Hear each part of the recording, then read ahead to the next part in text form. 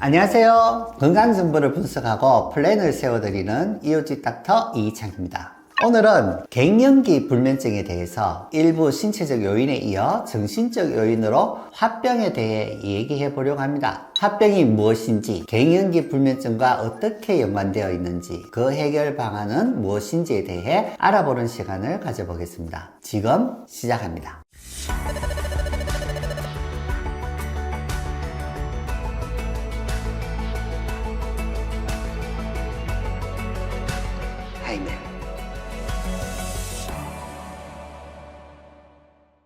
갱년기라고 하면 폐경 전후 급격한 호르몬 변화로 인해 생기는 다양한 신체적 증상들을 얘기하죠. 그 중에 불면증 증상으로 힘들어 하시는 분들이 많이 있으며 호르몬 요법과 같은 치료를 받기도 합니다. 이 나이 시기에 발병하는 것 중 화병이라는 것이 있습니다. 증상 또한 갱년기 증상과 아주 유사합니다. 갱년기와 더불어 나타나기도 하기 때문에 모호해 보일 수도 있습니다. 건강보험 심사평가원 통계에 따르면 불면증으로 2020년 65만 8,675명이 진료를 받았다고 합니다. 이 중 60%가 여성이고 연령대를 보면 갱년기가 시작되는 50대에서 22%, 60대에서 22.7%를 차지한다고 합니다. 여성 불면증의 2명 중 1명이 갱년기 불면증으로 힘들어한다는 것입니다. 갱년기에 대한 검사와 치료를 하는데도 잘 낫지를 않는다면 화병에 대해서 상담을 받아보시는 것이 좋겠습니다. 화병은 스트레스를 해소하지 못하고 오랜 누적으로 정신적, 신체적 증상을 보이는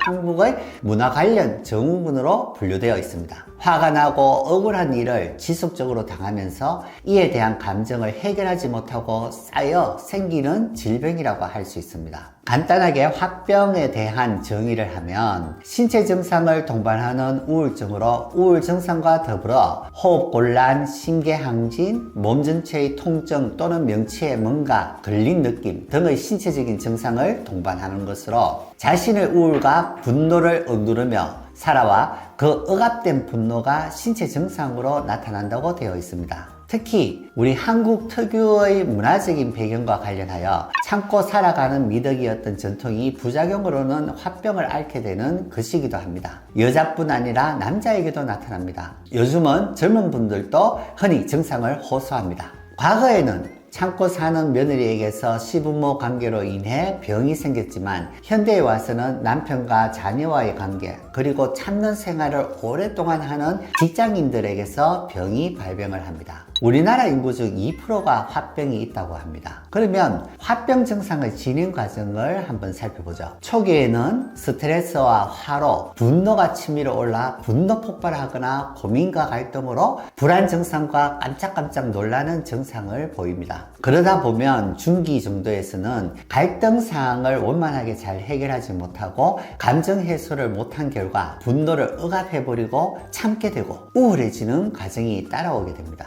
그러다 말기에는 오랜 기간 동안의 억울함을 억누름으로써 신체적 기능 이상으로 다양한 신체적인 증상이 나타나게 되죠. 화병은 불안과 우울이 함께 있는 질환으로 동반되는 정신적 문제로는 불면증, 불안증, 우울증, 공황장애, 알코올 의존 등이 함께 동반되어 나타나기도 합니다. 또한 제가 여담으로 환자분들에게 말씀드리는데요. 화라는 감정을 가슴에 안고 있으니 불을 안고 살아가는 것이다. 그러면 우리 몸은 70%가 수분으로 이루어져 있는데 불이 몸 안에 있으니 물이 끓게 될 것이고 물이 증발해버리면 몸속 수분이 부족하게 되고 그러다 보면 특히 혈액이 수분으로 이루어져 있기 때문에 수분 부족으로 피가 끈적끈적하게 되고 이로 인해서 고혈압이나 뇌경색 등 심혈관계 질환이 위험하게 된다고 말해드립니다. 과거 IMF 시기에 화병으로 뇌졸중이 5배나 더 잘 생겼다는 연구 보고도 있습니다.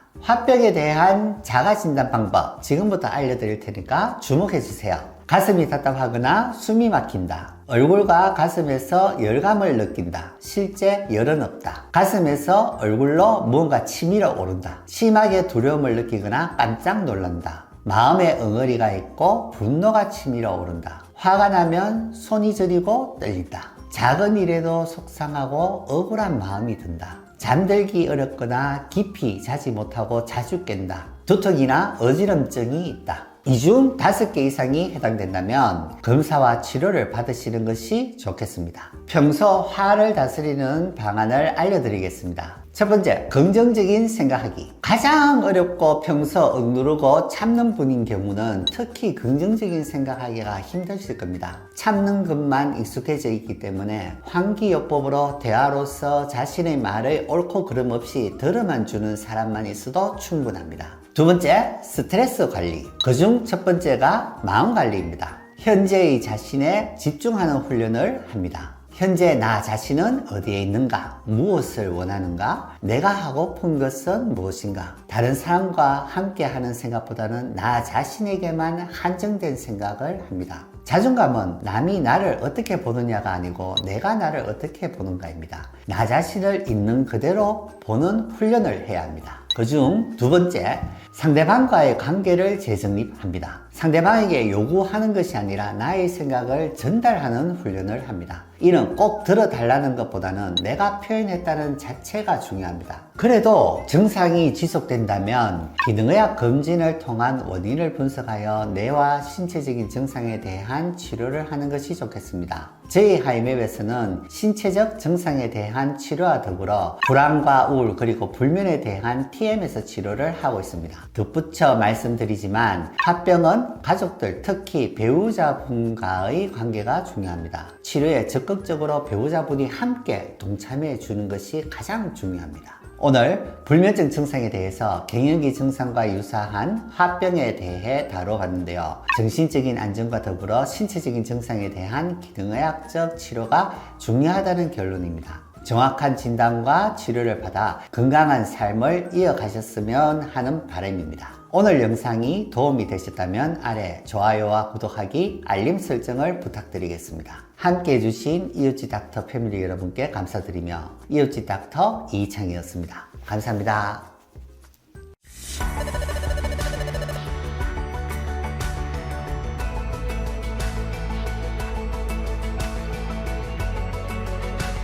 하이맨